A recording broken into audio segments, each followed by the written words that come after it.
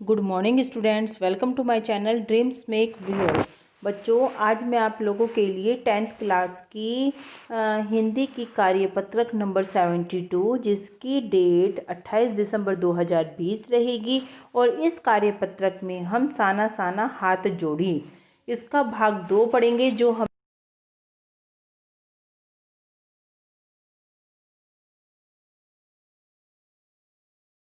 साहित्यिक विधा यानी कि साहित्यिक प्रकार है, यात्रा वृतांत है। यात्रा वृतांत बच्चों, मैं आपको लास्ट वर्कशीट में बता चुकी थी कि जब हम किसी स्थान की यात्रा करते हैं, कहीं घूमने जाते हैं और आकर उस जगह के सामाजिक आर्थिक वहाँ के वातावरण के बारे में, वहाँ की भौगोलिक स्थिति के बारे में, उस स्थान के बारे में आकर किसी को बताते हैं, सुनाते हैं, तो वो हमारा यात्रा वृतांत कहलाता है।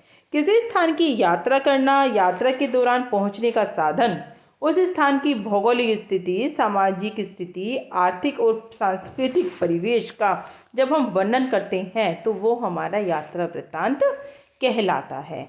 इस पाठ में लेखिका जो मधु कांकरिया ने पूर्वोत्तर भारत के एक सुंदर प्राकृतिक राज्य सिक्किम की यात्रा की। बच्चों देखिए, सिक्किम कितना इम्पोर्टेंट हो रहा है आप लोगों के लिए कि आप लोगों से सिक्किम के पर एक प्रोजेक्ट भी बनवाया गया है स्कूल में। और लेखिका मधु कांकरिया ने भी जो सिक्किम भारत के पूर्वोत्तर भाग में है, इसकी सुंदरता के बारे में बताया है।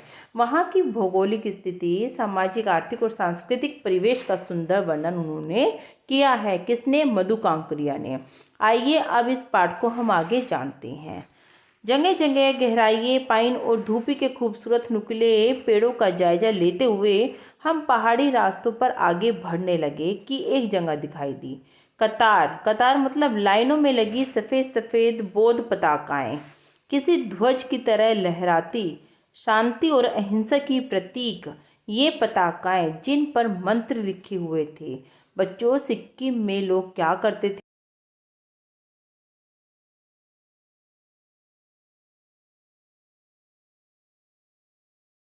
नार्गे ने बताया, यहाँ बुद्ध की बड़ी मान्यता है।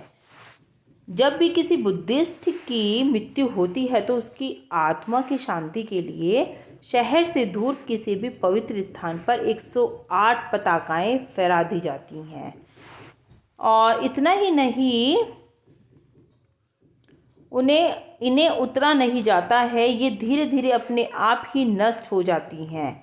उतारा नहीं जाता मतलब वो अपने आप ही धीरे धीरे नष्ट हो जाती हैं वो पताकाएं, जो जब किसी बुद्धिस्ट की, बुद्ध प्राणी की मृत्यु होती थी तो उसकी शांति के लिए, आत्मा की शांति के लिए 108 पताकाएं फहरा दी जाती थी।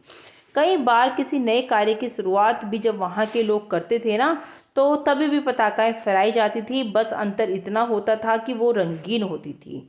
जब किसी बुद्ध की मृत्यु होती थी तो सफ़ेद पताकाएं फहराई जाती थी, और जब किसी नए कार्य की शुरुआत होती थी तो रंगीन पताकाएं फहरा दी जाती थी। नार्गे बोलता जा रहा था और मेरी नज़र उसकी जीभ में लगी दलाई लामा की तस्वीर पर टिकी हुई थी।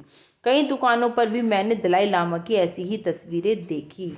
तो लेखिका ने वहाँ पर और क्या देखा? वहाँ पर एक नई बात उन्होंने ये भी देखी कि कई दुकानों पर वहाँ पर दलाई लामा की तस्वीरें लगी हुई हैं। आपको याद रखना है ये बात।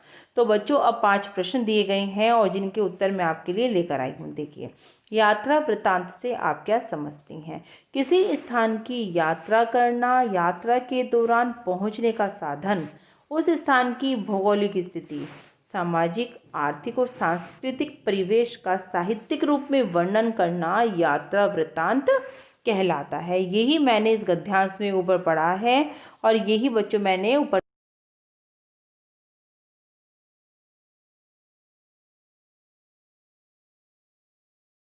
सिक्किम की विशेषताएं बतानी है कि सिक्किम भारत के पूर्वोत्तर भाग में स्थित है। सिक्किम अपनी प्राकृतिक सुंदरता के लिए, वनस्पति और जलवायु के लिए बहुत ही प्रसिद्ध है।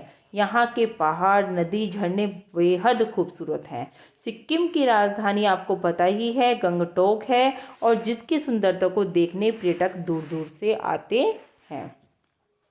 जब किसी बुद्ध की मृत्यु होती है तो वहाँ के लोग क्या करते हैं? जब किसी बुद्धिस्ट की मृत्यु होती है तो उसकी आत्मा के लिए शहर से दूर 108 श्वेत पताकाएं फहरा दी जाती हैं। याद रखना बच्चों, जब किसी बुद्धिस्ट की मृत्यु होती है तो श्वेत पताकाएं फहरा दी जाती हैं, और लेकिन जब किसी नए कार्य की शुरुआत होती है तो रंगीन पताकाएं फहराई जाती हैं। सिक्किम के निवासी नए काम की शुरुआत में क्या करते थे? नए काम की शुरुआत में भी वे पताकाएं फहराते थे, लेकिन वे रंगीन होती थी। आगे देखो बच्चों, प्रश्न 5 हमारा रहेगा, लेखिका ने वहाँ की दुकानों पर क्या देखा? लेखिका ने वहाँ की दुकानों पर दलाई लामा की तस्वीरें देखी। और इसके बाद बच्चों हमारा गतिविधि है कि भारत के मानचित्र में सिक्किम को ढूंढिए। आपको बच्चों सिक्किम ढूंढना है और उसके बारे में जानकारी एकत्र करके लिखनी है, जैसे कि वहाँ का भोजन, वहाँ के नृत्य। तो बच्चों आप लोगों ने सिक्किम पर प्रोजेक्ट बनाया है, तब आप लोगों ने सिक्किम के बारे में काफ़ी जानकारी एकत्र की होंगी, तो उसी में से बच्चों आप अपनी कॉपी में लिख लेना। और अगर बच्चों अभी तक आपने प्रोजेक्ट नहीं बनाया है तो मैं इसके डिस्क्रिप्शन में सिक्किम प्रोजेक्ट का लिंक डाल रही हूँ। आप लोग उस लिंक को खोलकर आप लोगों को बहुत मदद मिल जाएगी। आप लोग बच्चों उस प्रोजेक्ट को बना सकते हो, इसके उत्तर में भी लिख सकते हो। तो बच्चों